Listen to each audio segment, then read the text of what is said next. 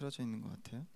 오늘 말씀은 에베소 1장의 한 대목을 떼서 사도 바울의 기도 제목이라는 말씀으로 말씀 나누기를 원합니다. 이 에베소서의 말씀은 이 사도 바울의 편지 글입니다. 에베소 교회를 향한 이 성도를 하나님의 주신 마음으로 이렇게 목양하고자 하는 이 옥중 서신입니다. 근데 이 글을 시작함에 있어서 1장의 내용 중에 이 아예 성경에서 제목을 달고 있는데 15절부터는 이 사도 바울의 기도라고 되어 있습니다. 그러니까 이건 성도들을 향한 이 사도 바울의 기도 제목입니다. 우리가 기도를 하기 전에 이 기도 제목을 설정하는 것은 매우 중요합니다. 물론 이제 떠오르는 주시는 생각으로 기도할 수도 있지만 우리가 기도 제목을 생각하여서 결정해서 드리는 것은 매우 중요한 문제입니다. 그래서 기도가 잘 되지 않을 때는 이제 교회의 공동의 기도 제목으로 기도하기도 하고 또 여러 기도 제목을 또 오랜 시간 동안 기도하기도 합니다. 그런데 이 사도 바울은 이 성도들을 바라보는 목양의 입장에서, 그러니까 한 영혼 한 영혼이 이 세워짐의 입장에서 어떤 기도를 해야 하는가를 보여주고 있는 것이죠. 그러니까 사도 바울이 이 초대교회죠, 교회를 처음 세우고 성도들에게 바라는 마음을 담고 있다고 해도 생각할 수 있습니다. 그래서 이 기도 제목은 단순히 사도 바울만이 아니라 목양을 하고 있는 또 사역자 넘어서 성도들의 기도 제목이 되어야 합니다.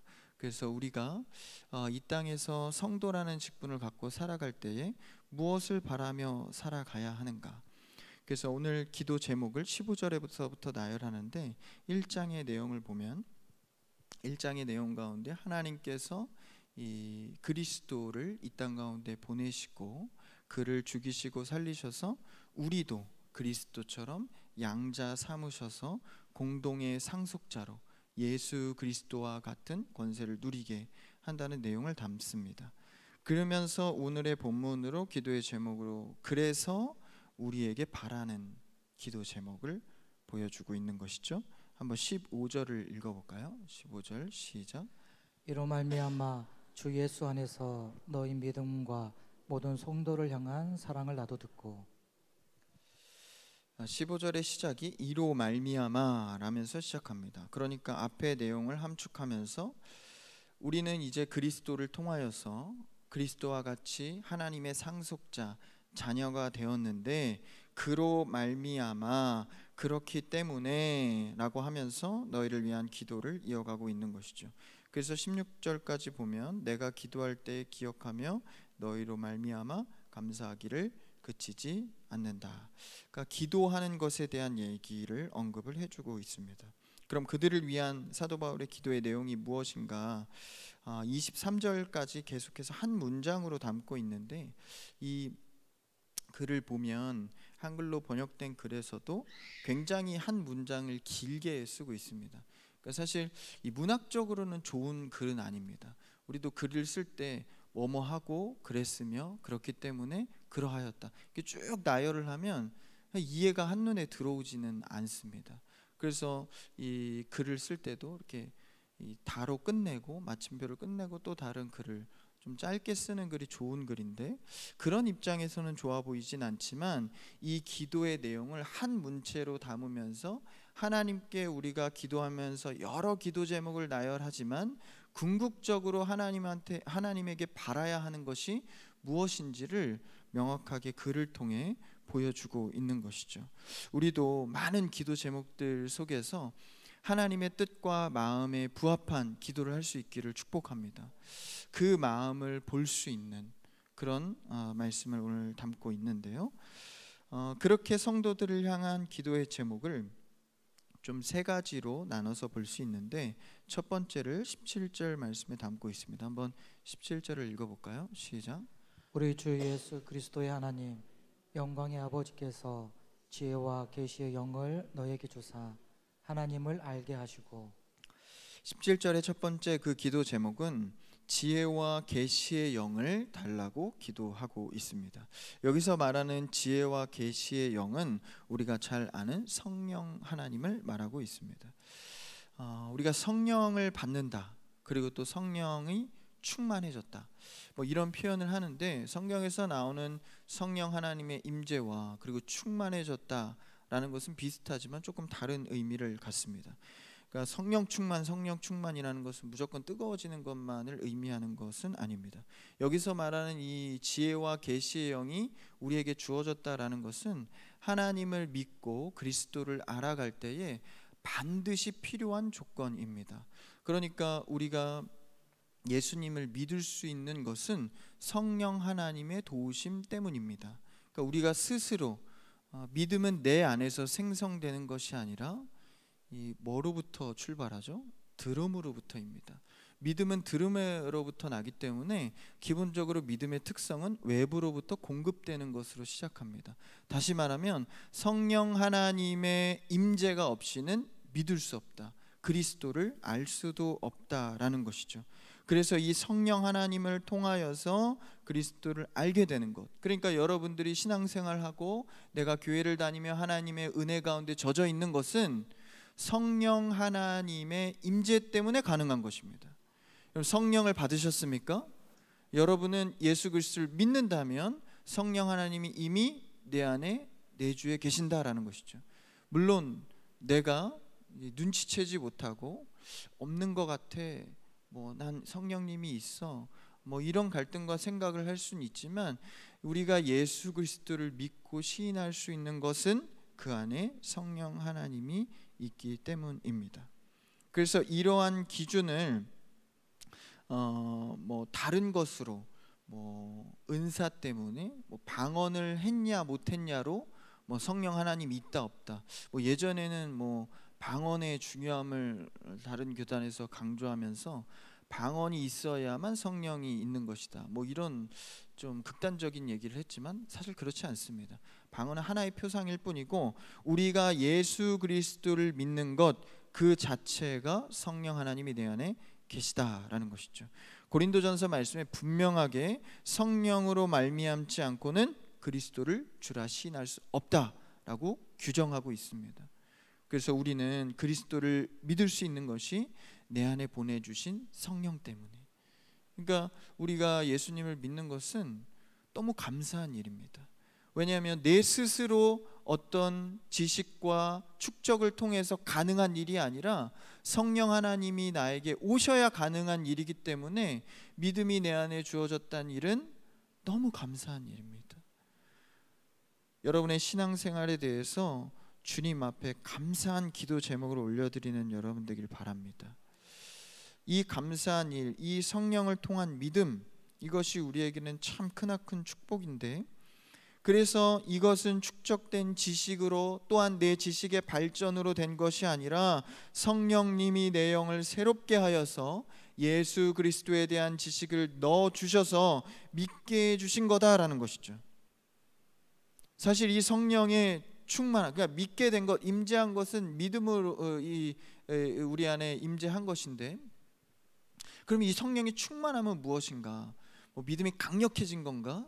물론 그것도 뭐 틀린 표현은 아니겠으나, 성령의 임재와 그 다음에 일어날 성령의 충만함은 사실 매일의 일상 속에서 지배를 받는 것입니다.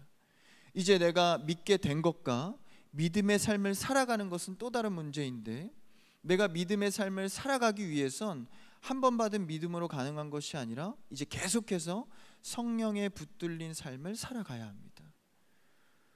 그래서 성령의 하나님의 은혜가 없이는 살아갈 수 없음을 깨달아 날마다 주님께 붙들린 삶을 살아가는 것이죠. 근데 이것이 단순히 어떤 사건이나 어려움 속에만 임재하는 것이 아니라 모든 것에 지배를 받는 것입니다. 술 취하지 말라, 이는 방탕한 것이니, 그 다음 말씀이 뭐죠? 성령의 충만함을 받으라. 술의 특징이 뭐죠? 우리의 육신을 지배하는 특성이 있습니다. 술뿐만이 아니라 나를 지배하는 중독적인 거, 세상적인 거, 나를 덮는 것으로부터 나의 삶을 걸어가지 말고 성령이 나를 지배해서 마치 술의 특성처럼 하나님이 나를 지배한 삶으로 전환하라라는 것이죠. 어떻게 해요? 매일입니다. 매일. 하루도 성령 하나님의 공급하심이 없으면 내 삶이 자꾸 주님과 멀어지는 거예요. 왜냐하면 어쩔 수 없죠. 이 땅 가운데에서 삶은 육신의 옷을 입고 살아가기 때문에. 그래서 예수님도 매일 유혹을 받으셨죠. 그래서 예수님은 매일 기도하셨습니다. 그러니까 예수님의 생애가 그 성령 하나님의 이끌린 삶이 어떤 것인지를 그 첫 열매로 잘 보여주고 있는 것이죠. 예수님을 따라 성령의 지배를 받는 여러분 되기를 축복합니다. 그래서 그 지배 속에서 성령님께 지배된 삶, 내 안에 계신 성령님이 나를 이끌어 가실 수 있도록 날마다 나를 주 앞에 노출시키는 것이죠.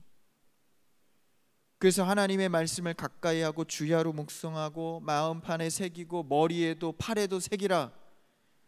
성령 하나님의 매일의 인도하심이 우리에겐 필요하다라는 것입니다. 심지어는 말씀을 접할 때도 이 말씀을 해석하는 해석권이 어디에 있죠? 성령 하나님의 조명하심이 있습니다.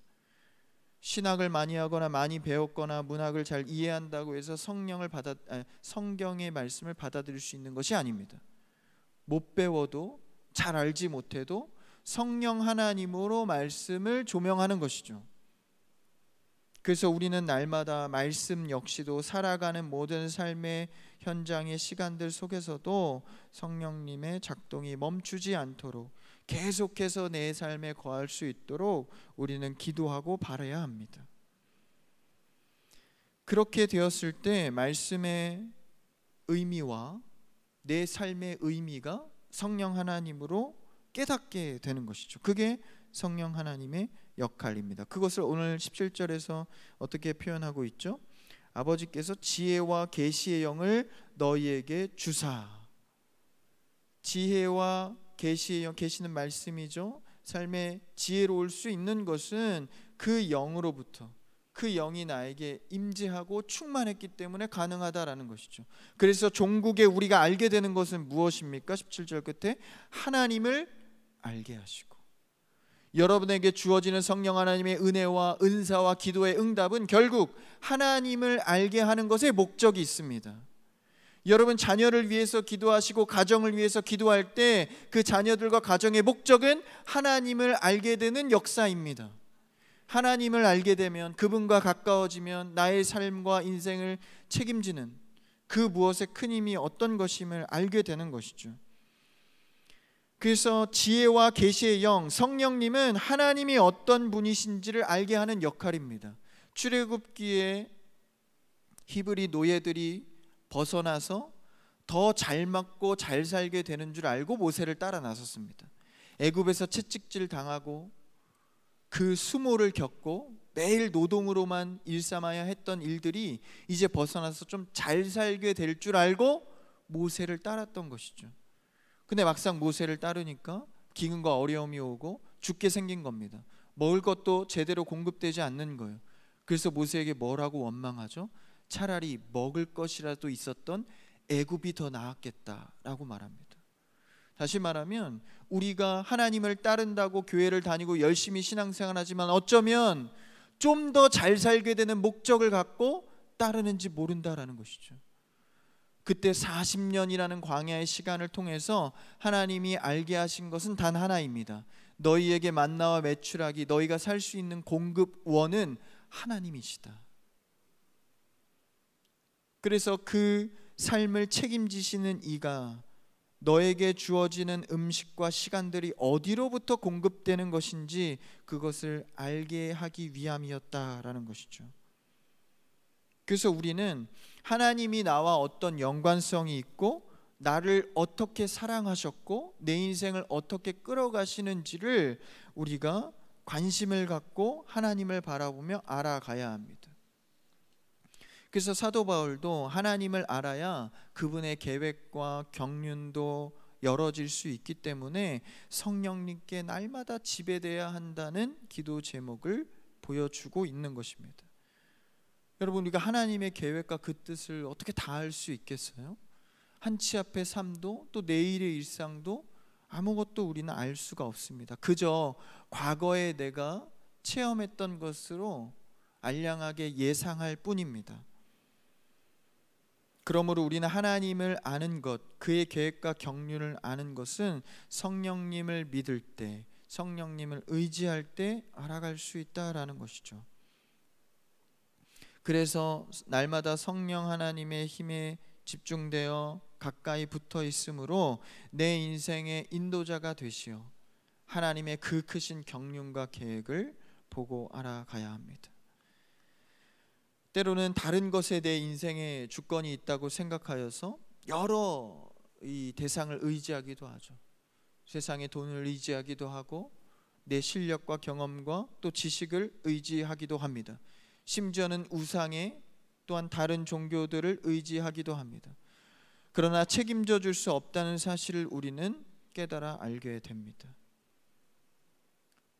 그래서 우리는 감각이 무뎌져서 헷갈리지 않도록 날마다 성령 하나님께 붙어 있어서 하나님의 계획과 경륜을 깨닫고 볼 수 있어야 하는 것이죠. 그렇지 않으면 우리는 세상 것을 의지하다가 다 넘어지게 됩니다. 그래서 오늘 17절 말씀에 지혜와 계시의 영을 받아서 하나님이 어떤 분인지를 깨달아 알아가라 라고 말하고 있는 것이죠. 그것이 우리 인생의 가장 중요한 근본의 삶의 방향입니다. 우리가 무언가를 분별하고 또 우리의 지혜로 깨달아가는 것은 매우 어렵습니다. 아니, 불가능합니다. 그래서 인간이 경험하고 해본 것에 대해서 뭔가 내 일들을 예상하고 알 수 있다고 말하지만 우리는 이 많은 바뀌어가는 시대와 길 속에서 알아갈 수 없는, 알 수 없는 시대를 살아가고 있죠. 시대가 굉장히 많이 바뀌기 때문에 내 알고 있는 지식이 다 적용되는 것도 아닙니다. 결국 우리는 모든 것을 알 수 없다라는 것이죠. 계시의 영과 지혜의 영을 통해서 하나님의 뜻과 계획을 알아가는 여러분들을 축복합니다. 결국 우리는 왜 이렇게 하셨는가, 하나님의 의도가 어디 있는가 알 수 있는 방법은 성령 하나님의 지배 속에서 알아갈 수 있다라는 것입니다. 그래서 이 밤 우리가 기도할 때는 하나님, 주님을 더 알기 원합니다. 이 일은 하나님의 뜻이 어디에 있는 것이죠? 하나님의 의도가 어디에 있습니까? 이 밤 기도할 때 하나님의 뜻을 알아가는 여러분 되기를 축복합니다. 그래서 성령의 지배를 받아 성령께 매달려 주님께 기도해야 하는 것이죠. 그럼 조금 더 실제적인 삶을 살아갈 수 있는 간절한 구함을 이제 18절 이후로 하고 있는데 18절 19절을 한번 읽어볼까요? 자, 시작. 너희 마음의 눈을 밝히사 그의 부르심의 소망이 무엇이며 성도 안에서 그 기업의 영광의 풍성함이 무엇이며 그의 힘의 위력으로 역사하심을 따라 믿는 우리에게 베푸신 능력의 지극히 크심이 어떠한 것을 너희로 알게 하시기를 구하노라. 하나님께서 그리스도를 통하여 그분 안에 우리가 들어와서 살아갈 수 있도록 이 축복에 대해서 복음의 풍성함, 이것을 누릴 수 있도록 정말 주 안에서 사는 것이 살맛 나는 인생이구나, 이것을 깨달을 수 있도록 사도 바울은 기도하고 있는 것이죠. 복음 안에서 사는 것에 대한 풍성함, 그것을 위해서는 18절에 어떤 간절한 기도가 필요하죠? 너희 마음의 눈을 밝히사. 여러분, 하나님 앞에 이번 기도할 때 영의 눈이 열려지는 여러분 되기를 축복합니다. 영의 눈이, 마음의 눈이 열려져야 하는 거예요. 그러니까 전에 보지 못했던 육신의 눈으로만 봤던 세상과 나의 삶의 모습들이 마음의 눈, 영의 눈이 열려져서 다르게 보인다라는 것이죠. 그래서 지혜와 계시의 성령을 통해서 하나님께서 이 마음의 눈을 밝혀주는 것이죠. 그랬을 때 인생의 풍요로운, 복음 가운데 풍요로운 삶이 열려진다라는 것이죠. 무엇을 보게 되는가? 보이지 않던 것을 보게 되면 풍요로운 삶이 열리게 됩니다. 그리고 성숙한 눈을 갖게 되는 것이죠. 여러분, 영적인 성숙한 눈을 갖게 되기를 축복합니다. 엘리사도 구약에 보면 이 선지자가 아람 군대가 이제 이스라엘을 에워쌌을 때 그 군대를 이길 힘이 없는 거예요. 군대는 굉장히 수학적인 거라 그 숫자와 그 전략 그리고 갖고 있는 무기, 이런 것으로 사실 계산이 됩니다. 그래서 당연히 이기고 지는 것에 대해서 눈에 보이는 것이죠. 아람 군대를 봤을 때 절대 이스라엘이 이길 수 있는 전쟁이 아니었습니다. 그 전쟁 앞에 이 사환이, 이 청년 하나가 두려워하고 있으니까 이 엘리사가 이렇게 이 사환 청년을 두고 기도하는 거예요. 뭐라고 기도했는지 열왕기하 6장 17절에 나와 있는데요. 한번 띄워주시면 같이 한번 읽어볼까요? 열왕기하 말씀입니다. 같이요. 시작. 내 소 앞에 있는 외소. 열왕기 상이 아니라 하입니다. 지금 여기는 상으로 띄어져 있는데 열왕기하 찾는 게 더 빠를까요? 찾아볼까요? 열왕기하 6장 17절 띄울 수 있으면 늦어도 띄우면 좋겠어요. 열왕기하 6장 17절입니다.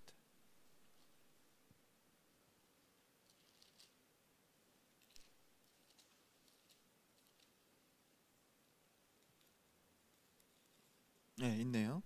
같이요. 시작. 기도하여 이르되 여호와여 원하건대 그의 눈을 열어서 보게 하옵소서 하니 여호와께서 그 청년의 눈을 여심해 그가 보니 불말과 불병거가 산에 가득하여 엘리사를 둘렀더라. 엘리사가 이제 그 청년을 위해서 기도하는 제목이 무엇입니까? 여호와여, 그는 누구죠? 그 청년의 눈을 열어서, 영의 눈을 열어서 보이지 않는 것을 보게 하소서. 근데 그 기도가 응답돼서 정말 청년의 영의 눈이 열렸는데 엘리사 주변을 둘러덮고 있는 불말과 불병거가 수많은 이 군대를 이뤄서 있는 것을 보게 된 겁니다.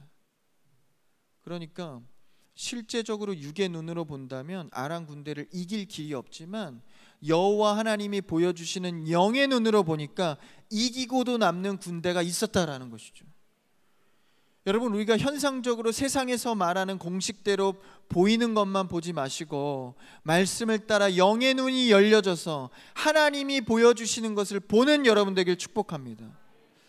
하나님이 보여주시는 것을 보게 되면 이 세상의 육신의 눈으로 두려운 것들이 떠나가기 시작합니다. 더 이상 두렵지 않는 것이죠. 믿음의 눈을 열고 보면 하나님이 보여주시는 그 뜻과 응답을 발견하게 됩니다. 그래서 하나님의 경륜을 조금이라도 보고 알게 된다면 내 마음의 평안과 그때부터 안식이 이루어지게 되는 것이죠. 우리도 그리스도 안에 살면 구원의 승리를 통하여서 기쁨을 누리지 않습니까? 우리의 삶에서도 하나님의 경륜이 날마다, 그 성령 하나님의 지배가 날마다 임재하여서 염려하는 것이 아니라 하나님으로 평안 가운데 살아가기를 축복합니다. 그래서 하나님은 걱정하지 말고 염려하지 말아라 라고 자신 있게 우리에게 말씀해 주는 것이죠. 그래서 이러한 눈이 열려지면 삶에 일어나는 일들이 다르게 보입니다. 이 어릴 적에 다녔던 학교나 이런 놀던 터를 보면 당시에는 매우 크게 보였던 것들이 이제 어른이 돼서 그런 것들을 찾아가 보면 굉장히 작아 보입니다. 어릴 적 놀던 놀이터나 그런 터전을 보면 굉장히 크고 화려했던 것 같은데 다시 가보면 굉장히 작아 있습니다. 그리고 또 학급에서 책상과 또 의자에 앉았던 그 모습을 보면 책상이 얼마나 조그만지 몰라요. 그래서 그런 것을 볼 때 어른의 눈으로 이제 성숙도가 달라지고 그 눈이 달라져서 보면 다른 세상이 보입니다. 마찬가지로 우리의 영의 눈도 하나님께서 열어주신 영의 눈으로 보면 이제 달리 보이는 것이죠. 그래서 우리는 매일의 삶 속에서 성령 하나님의 지배를 받아서 내가 보는 눈을 내려놓고 하나님의 영으로 볼 수 있어야 합니다. 그래서 신앙생활의 큰 성숙을 위해서 사도 바울이 이 기도 제목을 지금 우리에게 담아주고 있는 것이죠. 여러분, 영적인 성숙이 일어나기를 축복합니다. 지혜의 눈이 열려서 볼 수 있는 신앙의 안목이 있기를 바랍니다. 그 다음 세 번째 기도 제목을 20절에서 말해주고 있는데요. 20절을 읽어볼까요? 시작. 그의 능력이 그리스도 안에서 역사하사 죽은 자들 가운데서 다시 살리시고 하늘에서 자기의 오른편에 앉히사. 사도 바울이 갑자기 다시 사신 부활의 예수님에 대해서 그 기도 제목을 얹고 있습니다. 죽은 자 가운데서 살아나신 예수님. 그래서 부활의 첫 열매가 되셨으므로 우리도 죽음에서 생명으로 옮기신, 그러니까 예수님은 우리의 죽음의 문제를 해결하신 분입니다. 이렇게 살아나셔서 어디에 앉히셨죠? 하나님의 자기의 우편, 오른편에 앉히셨습니다. 이것은 단순한 이 퍼포먼스를 보여준 게 아니라 이 시편의 말씀을 이루는 장면입니다. 한번 시편 110편 1절을 한번 읽어볼까요? 앞에 있습니다. 시작. 여호와께서 내 주에게 말씀하시기를 내가 내 원수들로 내 발판이 되게 하기까지 너는 내 오른쪽에 앉아 있으라 하셨도다. 오른쪽에 앉아서, 보좌 오른쪽 우편에 앉아서 원수들은 이 왕의 이 발판은 왕이 보좌에 앉을 때 이 의자 발판 밑에 있는 발판을 말합니다. 그래서 그 원수들은 왕의 발판이 되게 하셔서 그 우편에서 그리스도와 동일한 상속자로 그리스도가 이 땅을 통치한다라는 것이죠. 우리를 그 자리까지 올려주신다라는 거예요. 그리스도와 동일한 상속자가 되는 것이죠.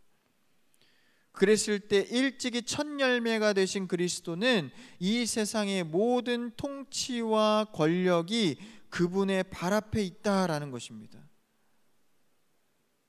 그래서 그분이 하나님께서 예수 그리스도를 통하여서 세상을 다스리시기 때문에 모든 우주 만물의 주인 되신 그리스도, 그것을 오늘 기도 제목에 드러내주고 있는 거예요. 빌립보서 2장 10절을 한번 읽어볼까요? 그 내용을 담고 있는데 같이요. 시작. 하늘에 있는 자들과 땅에 있는 자들과 땅 아래에 있는 자들로 모든 무릎을 예수의 이름에 꿇게 하시고. 여러분, 예수 그리스도는 믿는 자뿐만 아니라 믿지 않는 자 또한 이 모든 우주 만물 위에 주인으로 통치하십니다. 이것을 믿으십니까? 요새는 시대가 좋아서 이 영상으로 이 우주를 볼 수 있습니다. 우주에 쏘아 올린 그런 인공위성이나 촬영하는 장비들이 이제는 우리에게도 쉽게 그냥 공급이 되죠. 그래서 그런 장면들을 보면 우주의 공간이라는 것이, 또 그런 이 과학으로 설명할 수 없는 이론들이 참 신비하게 느껴집니다. 근데 그러한 이 지구뿐만 아니라 모든 우주의 만물들, 화성에 가면 돌과 바람들, 언덕들, 산들이 있는데 그 모습을 보면 그 모든 통치도 그리스도의 발 밑에 있다는 사실을 믿는 여러분들에게 축복합니다. 그러니까 우주 만물을 다스리는 그리스도가 우리 가운데 계실 때 그의 역사하심이 어떠할까 우리가 생각해 볼 수 있게 되겠죠. 오늘 본문으로 돌아와서 21절, 22절을 한번 읽어볼까요? 오늘 본문입니다. 같이요. 시작. 모든 통치와 권세와 능력과 주권과 이 세상뿐 아니라 오는 세상에 일컫는 모든 이름 위에 뛰어나게 하시고 또 만물을 그의 발 아래 복종하게 하시고 그를 만물 위에 교회의 머리로 삼으셨느니라. 모든 만물이, 우주 만물이 그분의 다스림 속에 있는데 여기서 중요한 22절의 말씀이 뭐라고 하죠? 교회의 머리로 삼으셨다. 예수 그리스도를 교회의 머리가 되게 하셨다라는 겁니다. 만물의 주인이신 그리스도가 친히 이 교회의 머리가 되어 주신다라는 것이죠. 그러므로 사도 바울은 이 교회에 무엇을 바라며 세 번째 기도 제목을 말해주고 있습니까? 그 만물의 주관자 되신 분이 믿는 자들 공동체의 머리가 되셨으니 우리는 각 지체, 몸이 되어서 그분을 따르는 순종을 이루라라는 것입니다. 그럼 이 땅 가운데 주관자이신 그리스도가 우리가 이 교회에 모였을 때 주인이 되어 주신다라고 할 때 여러분은 어떤 신앙생활을 하시겠습니까? 세상 사람들은 교회가 왜 저러나 많은 연약한 일들을 보면서 비판하고 힘들어할지 모릅니다. 우리 역시도 이 교회의 어려움들을 보고 아파하고 힘들어할지 모릅니다. 그러나 그럼에도 불구하고 이 교회의 머리는 그리스도가 되십니다. 그래서 우리는 날마다 이 교회의 주인이 그리스도가 될 수 있도록 그분을 따르고 그분만을 구해야 합니다. 사람의 생각들, 사람의 드러남, 모든 것을 내려놓고 그분 앞에 순종해야 합니다. 교회가 망하는 길은 사람의 이름이 드러나고 사람의 이름만이 세워지는 일들입니다. 여러분, 그리스도를 통하여서 세워지는 교회가 되기를 축복합니다. 그분이 머리 되셔서 우리는 각 지체 되어서 우리는 그리스도와 같이 공동의 상속자 몸이 되었으니 우리가 세상의 마지막 날 승리의 기쁨을 그리스도와 함께 누리는 것입니다. 아무리 현실적으로 교회가 성도가 연약해 보이나 결국 그분이 승리하신 것을 우리는 따르기 때문에 그 소망의 날을 기대하면서 성도의 삶을 살아가야 합니다. 그때에 주님께서 어떻게 하시죠? 오늘 마지막 절만 읽고 마칠까요? 23절입니다. 시작. 교회는 그의 몸이니 만물 안에서 만물을 충만하게 하시는 이의 충만함이니라. 우리는 이제 그리스도와 함께 같은 상속자로, 그분이 머리 되시고 우리는 몸이 되어서 같은 상속자로 한 몸으로 묶였으니 그분이 충만하게 하게 하시는 충만으로 우리는 넉넉히 신앙생활을 감당할 수 있다라는 것입니다. 우리가 감당하지 못하고 지치고 떨어지고 넘어지는 이유가 무엇입니까? 그리스도가 내 머리로서, 나는 그리스도의 몸으로서 살아가지 않기 때문입니다. 성령께서 주시는 지혜와 계시의 영을 품고 예수 그리스도께 순종하는 여러분 되기를 축복합니다. 이게 신앙생활이 지치지 않는 비결입니다. 이것을 위해서 이 세 가지 기도 제목을 품고 기도할 때 우리가 승리의 신앙생활을 해갈 수 있는 것이죠. 우리는 머리 대신 그리스도께만 순종하고 따르는 자들입니다. 사도 바울의 기도 제목을 보면서 우리는 영적인 눈을 열어서 그분께만 순종하고 그분만을 따르는 교회 공동체와 또 가정과 각 삶이 되기를 주님의 이름으로 축복합니다.